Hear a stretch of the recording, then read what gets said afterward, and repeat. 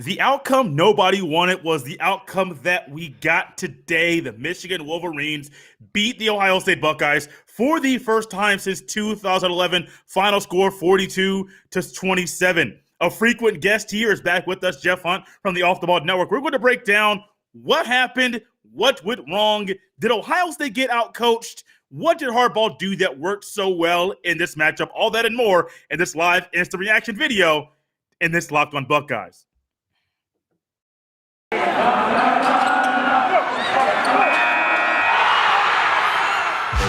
You are Locked on Buckeyes, your daily podcast on the Ohio State Buckeyes. Part of the Locked on Podcast Network, your team every day.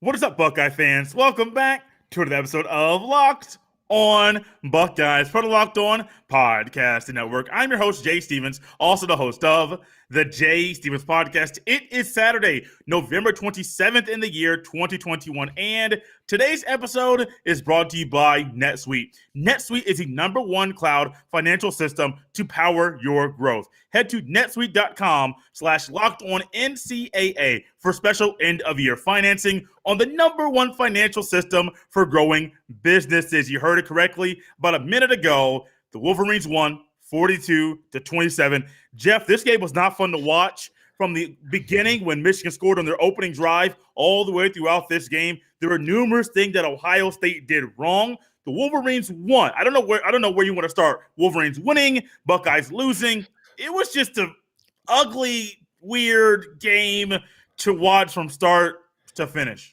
Yeah, I'll be honest with you. And I said this on, your show, Jay, a few days ago when we did our recap and we kind of previewed this game.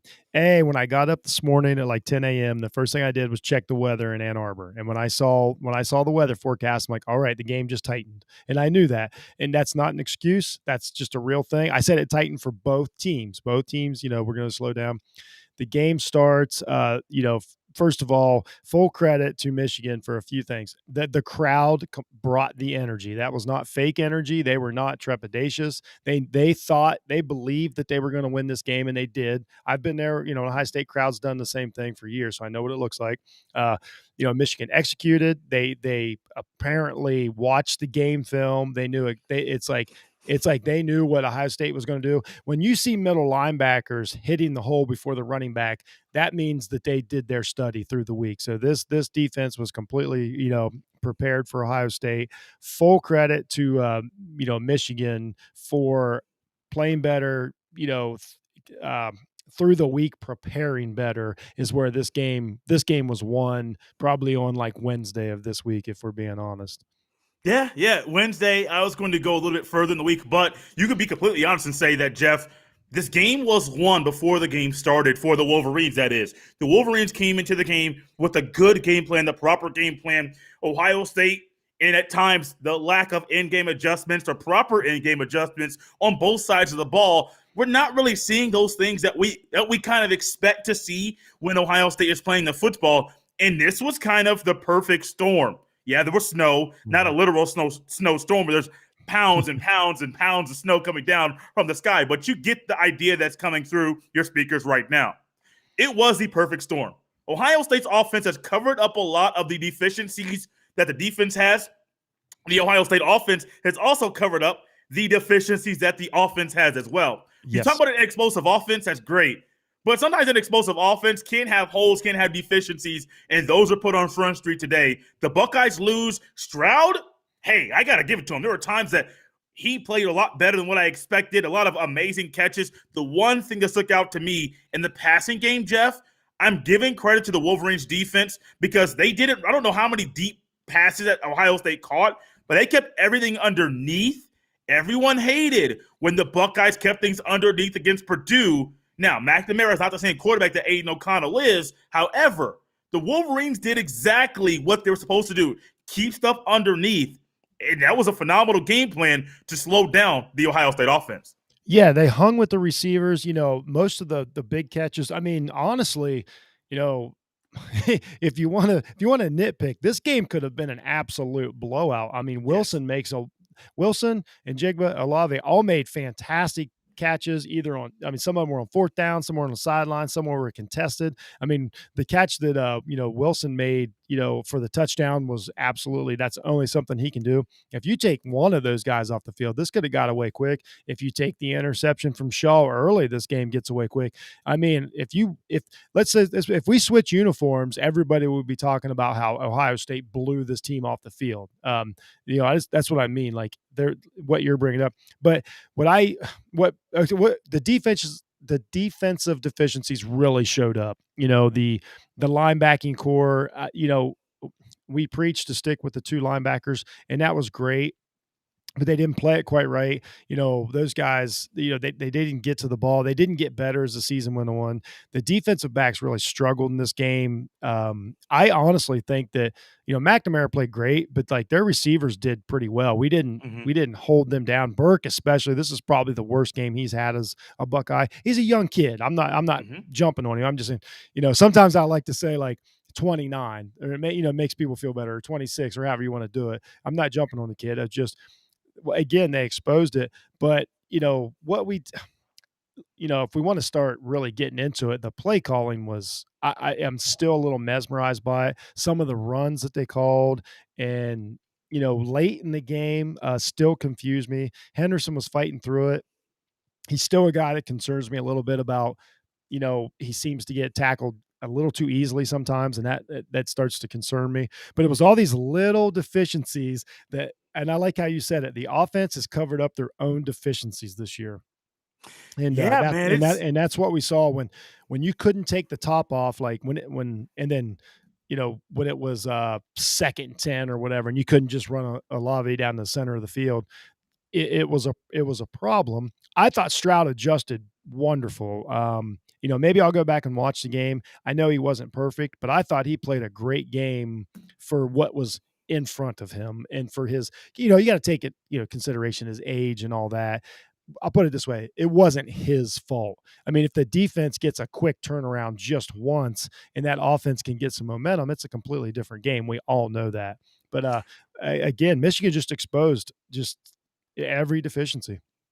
They did. I'm going to tap into something Ryan Sims said in the YouTube chat. We're going to stick with the offense. Jeff will go defense here in a second, because he made a comment here that says the O-line cost us the game big time. And I'm going to say there's not many teams out there in college football that have two defensive ends that you have to pay so much attention to. There were so many times, Jeff, and I apologize. I know people in my apartment complex can possibly hear me.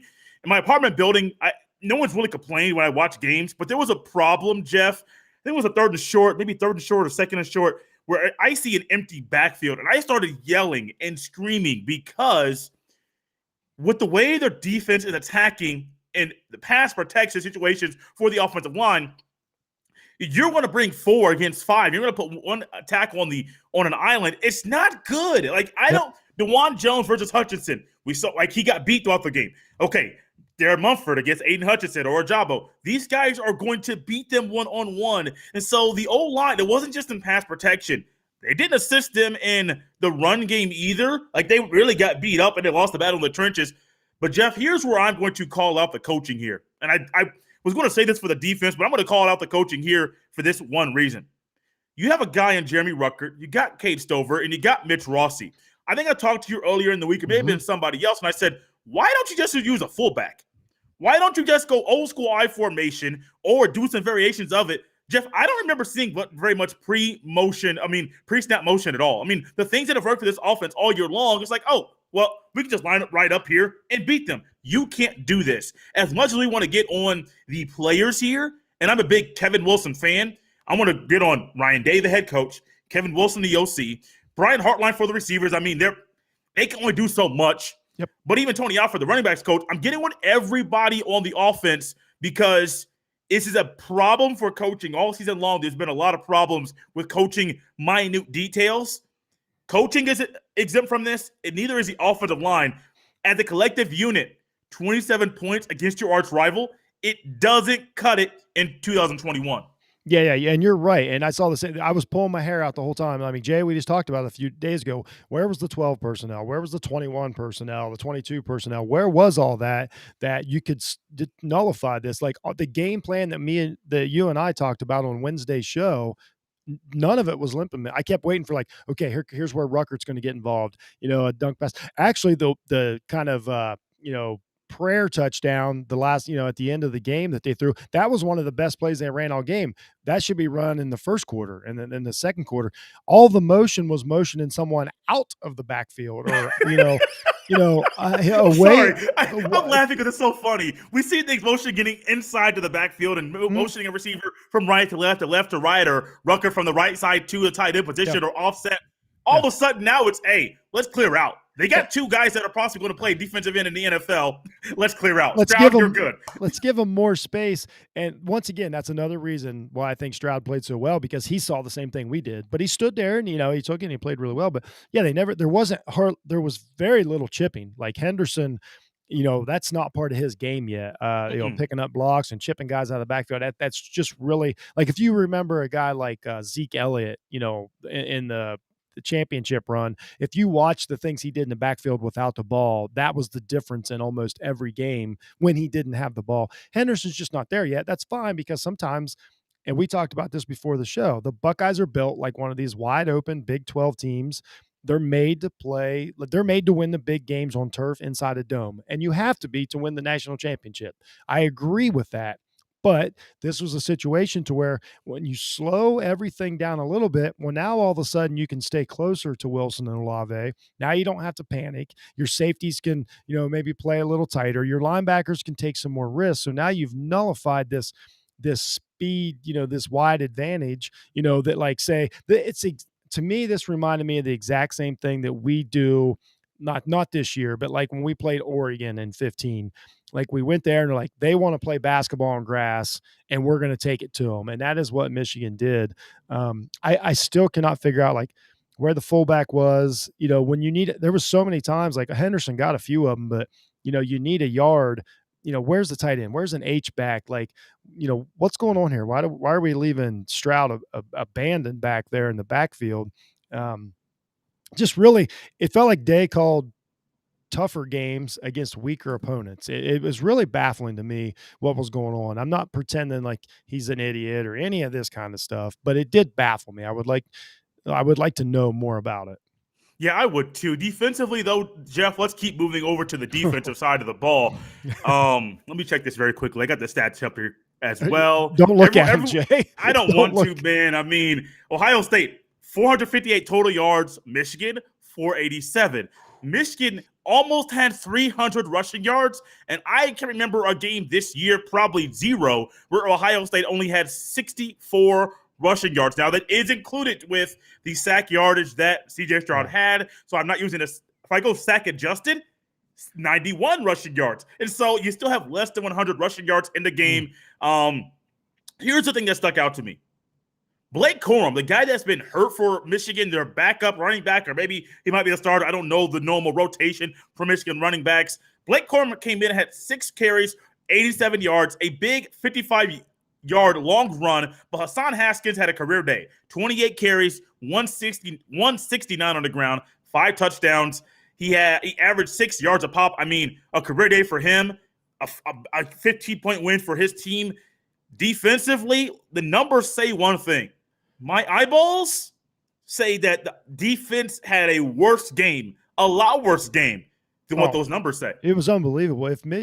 This could have been, I don't even think Michigan even got into their toolbox on this game. They started the game, and Joel Klatt, who would not get off the Buckeyes for any reason during this game, late in the game, he's like, any minute now, these Buckeyes are going to explode. I'm like, yeah, but it doesn't matter because you got to get. I don't know what he was watching because I didn't get that sense at all. I was like, they've got 13 points, Joel. Like, when's this explosion coming? And I don't know if Joel knows this, but you have to give the ball back to the other team after you score. So I appreciate it, Joel, but you were way off, buddy. But that was the whole thing. Like, Michigan didn't even. They talked about they're going to leave it all on the field. They didn't even have to, Jay. They ran their base offense and did this. They had a couple big plays, but wasn't a lot of trickery. there wasn't even a ton of play action. I thought McNamara played great, by the way, like made big throws when they need him. He was only 13 for 19. I say only by in just 13 for 19, 159 yards, but they really mattered, like huge plays. We never bothered him.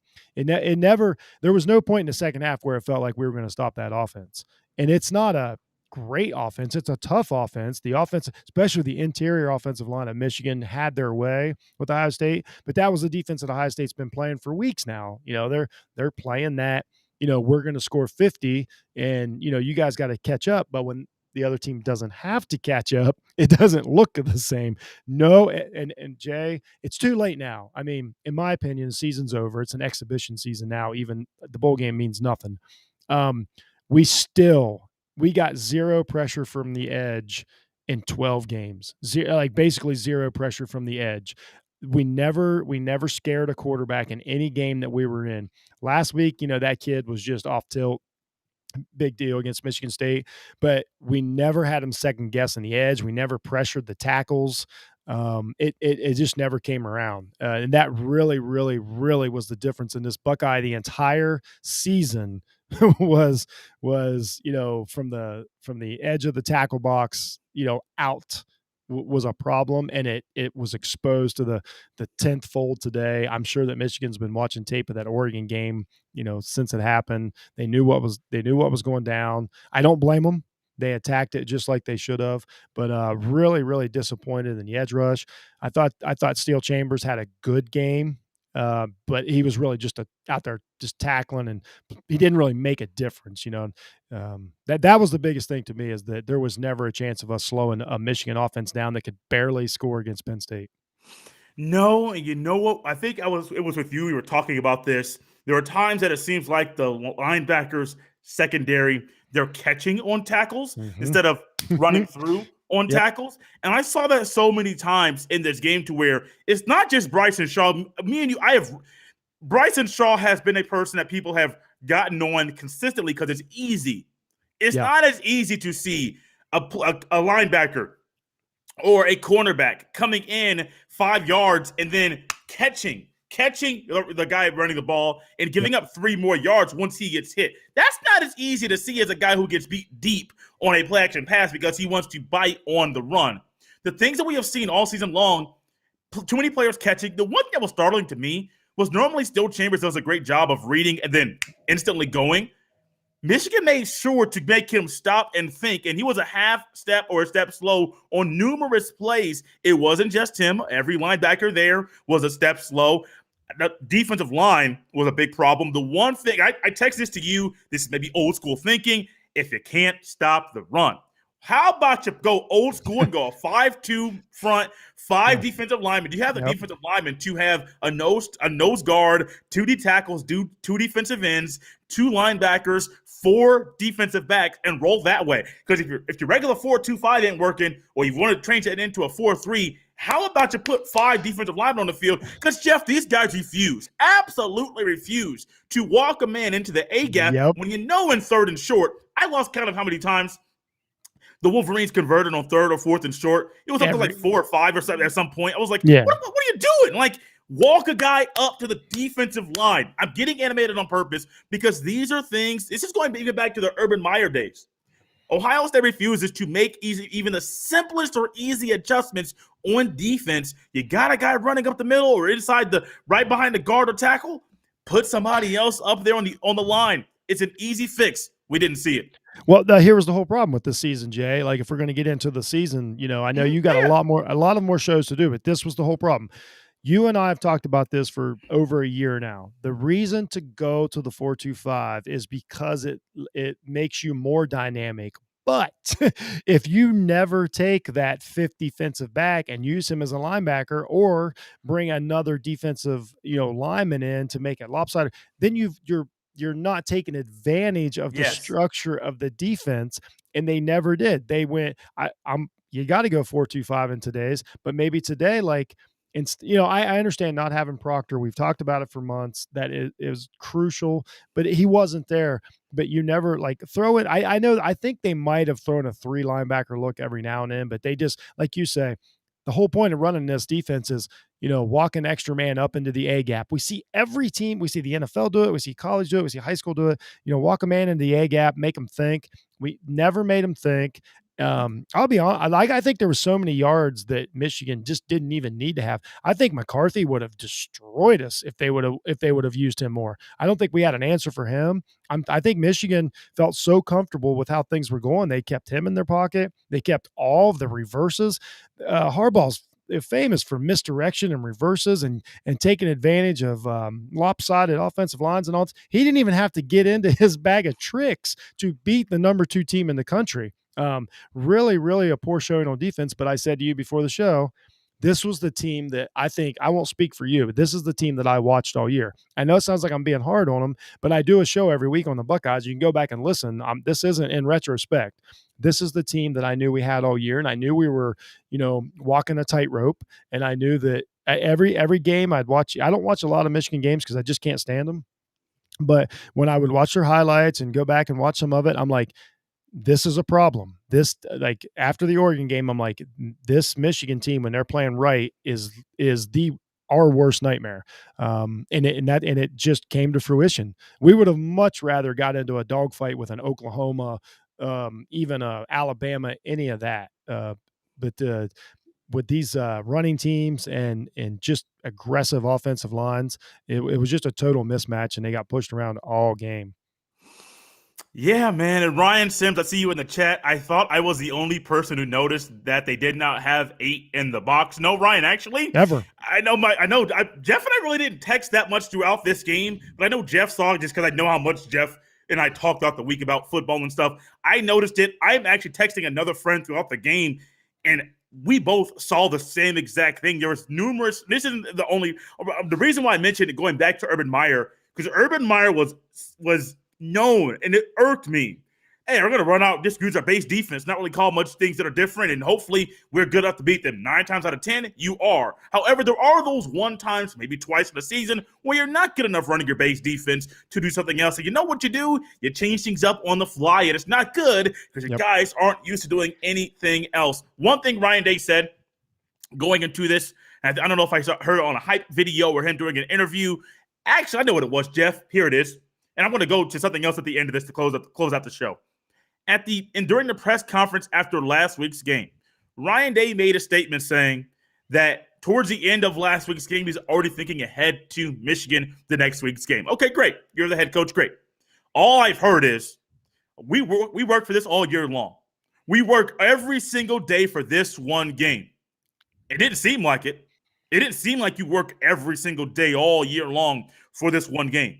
It didn't seem like you had the tougher players. It didn't seem like Ohio State had the proper game plan. Didn't even really seem like Ohio State had better coaches, and I do believe Ohio State has better coaches than Michigan. But in the moment, it didn't seem like that. That, to me, is a problem. You're going to talk, oh, yeah, we worked for this all year long. You got to show it on the field. And today, the Buckeyes didn't show it. This is 4:11 p.m. Eastern on the day of the game, shortly after the game is over. And so that's partly why our emotions are the same way. Jeff and I are fans, but we're also analysts. Sometimes our fandom does come out, and hey, I don't care. It's great for you guys. It's great for the show.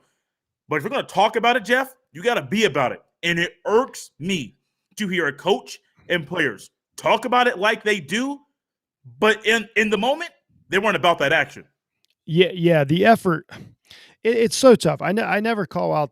I think we're going to stick with your theme here because I never, it's just something I don't do. I don't call out the players because, we found, the other day, your interview with Tyson, Tyvis Powell posted, and you realize how much they do care and how much they do think about it and all these. So I never really call out the players. So I'm just going to stick with your theme of your team wasn't ready. Your team 100% was not ready for this. But what bothers me is this is what every fan, every analyst, everyone knew was coming. That's what bothers me. If Michigan would have came out 5 wide and went air raid and beat us, I'd have went. Nobody saw that coming. There's nothing you could have done about it. They literally ran their base offense, ran their base defense. They tackled great, great tackling team, great defensive coaches up there. Like that defense was what Ohio State needs to turn into. A lot of it's just simple. You bring it up all the time. Technique, the rugby style tackling, all these things were great. But I put it all on the preparation And I could never figure out all season, like, from the coaching staff is just missing something. I don't know who. I would imagine the whole defensive side is going to be overhauled, because I do think that if there's a better defense out there today, that Probably except for Larry Johnson. no, I never don't Larry think Larry Johnson. Johnson's I gone. I think apologize. everybody else can go. I apologize, LJ. You're staying. Like, that's fine. But and because I really do think that the offense played probably better than we might think it did in retrospect. If the defense gets a quick turnaround, then the offense can get some momentum. I think they start getting a feel for it. That's how this team's built.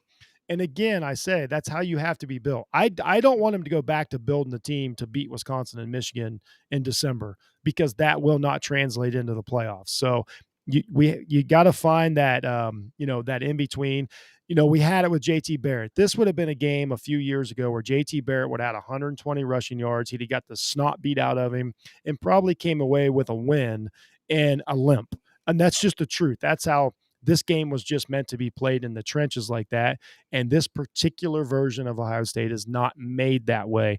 If it was a random, Thanksgiving weekend, it's 45 degrees and sunny, I think it's at least a touchdown closer. I think there's some different pressure. That's all it would have taken. But that's not how it was. That is absolutely not how it was. And Ohio State wasn't prepared for it. And now it's, unfortunately for me and a lot of the fans, it's on to 2022. I mean, that's just the bottom line. Like, we're used to going to the playoffs. We expect to go to the playoffs. We want the chip. We're not even going to Indianapolis now. I'm not going to sit here and say it's not disappointing, but I'm also going to say that I'm not worried about the program's future. Easy fixes, coaching here and there, put the players in a better position. They'll come back next year. But this time next year, when we talk about the number 2 team in the country again, it's not, I'm not jumping ship or anything like that.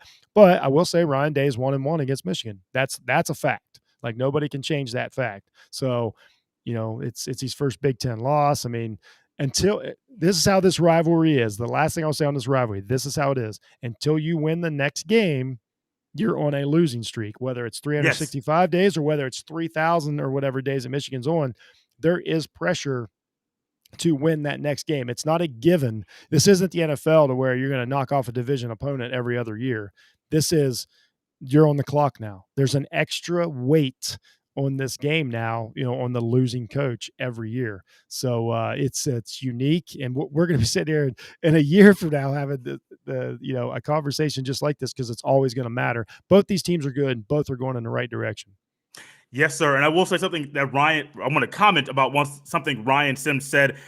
On this show, I'm not going to go in depth or even speculate any type of coaching changes until the end of the season. Ohio State does have a bowl game, probably the Rose Bowl. I don't believe the Rose Bowl is going to be the playoff bowls. I do believe that they'll probably still be playing on New Year's Day. If you want to fact check that for me, somebody, go right ahead. We got time between now and then when they figure out when the bowl is going to be. I'm not going to speculate about coaching changes. I already have here on the show. We have time between now and then about when I think they will be made. However, there's going to be holes. And Ohio State still has one more game to play. 10-2, still have another game to play. You don't want to go out there and lay an egg. You don't want to go out there and flop. You don't want to do all of the things that happened that we saw at portions of this game today. Now, granted, 27 points. In a game like this, you got to give credit to the guys that scored, but there's so many holes, so many issues that are going on. I'm not speculating any offensive or defensive coaching changes at all on the show until at the end. Now, a guest wants to come on and start speculating that, great. That's them. Me, myself, I'm not doing it. Jeff, I was going to mention something else. I'm going to save it for another day to kind of speculate something throughout the week. Where can people find you? Well, you can find me at Jeff Needs Sports, anywhere you get your podcast. I do the Buckeye remix. This week's probably gonna be a little somber, probably gonna get a little fired up. I hold my tongue on Jay's show because out of respect to him, and I try to be a rational human being, and I do mean everything I said. It's not the end of the world. I'm already ready for next year. Bring on Notre Dame. Like I'm already moved on. I thought this team did a pretty good job today beside their flaws. And you can find me at offtheballnetwork.com, me and all the other writers and content creators over there. And again, I appreciate Jay and Locked On Buckeyes for having me on. I want to give credit to myself, a game ball to myself, for being able to keep it together to do this show. I lost my mind a little bit earlier, but I feel better now. It was therapeutic, Jay, so I appreciate it. No problem, guys. You can follow me on Twitter at jsteven07. Jeff made a comment. I'm going to reiterate something. In losses, we don't hand out game balls. I have game balls I can hand out to players that played, but no, in losses, game balls don't get handed out. Jeff can hand one out to himself. I'm not giving one virtually out to any player on the Buckeye football team. Guys, this is a Saturday afternoon. We got Monday, Tuesday, Wednesday, Thursday, Friday. Football team won't be playing for another month. That sounds really, really weird. The basketball team plays Duke on Tuesday. Ugh, that does not sound like a fun game we'll want to watch together, but we definitely will. We'll talk basketball, football all week long right here on Locked on Buckeyes.